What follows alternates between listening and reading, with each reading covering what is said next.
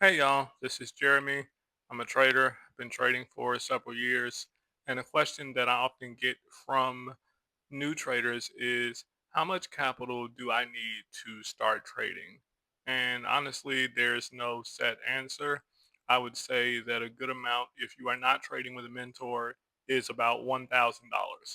And if you're trading without a mentor, I would say $10,000.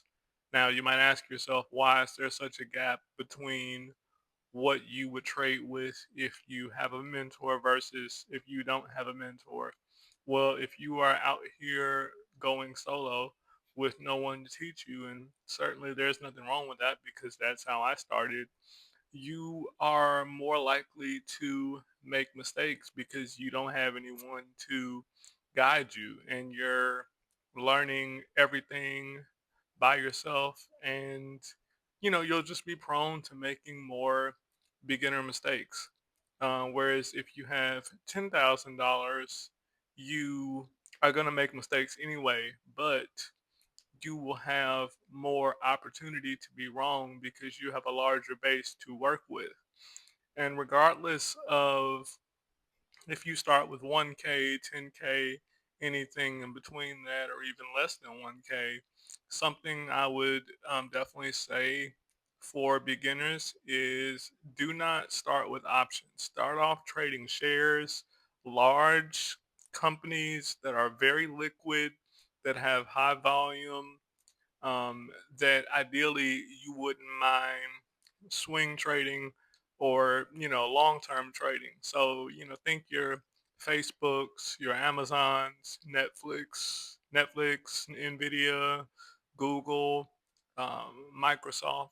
Like those are the types of companies that if you're a brand new beginner, then that's probably the best the best types of companies for you to trade because tech typically is a leading sector in the market, and you can hold those companies and you can trade them without having to worry about time decay like you will with options.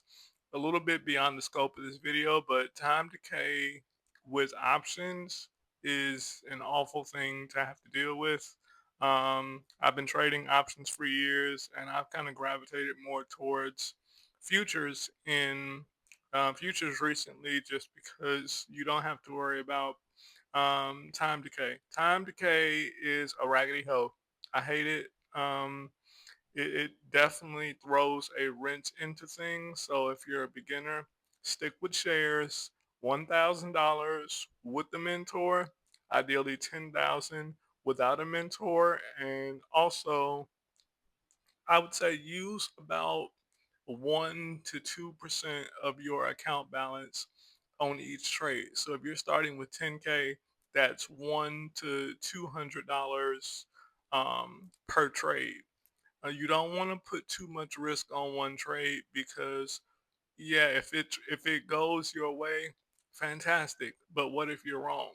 So if you limit yourself to 1 2% per trade, that it minimizes the it minimizes the possibility that you're going to blow up your account because you're risking a small amount per trade. And the the thought process is over time those gains will compound and they will add up as opposed to you trying to get rich and make this huge amount on one big trade, because the more risk you take, the more you can potentially have a huge loss and then wipe out weeks, months, even years of gains.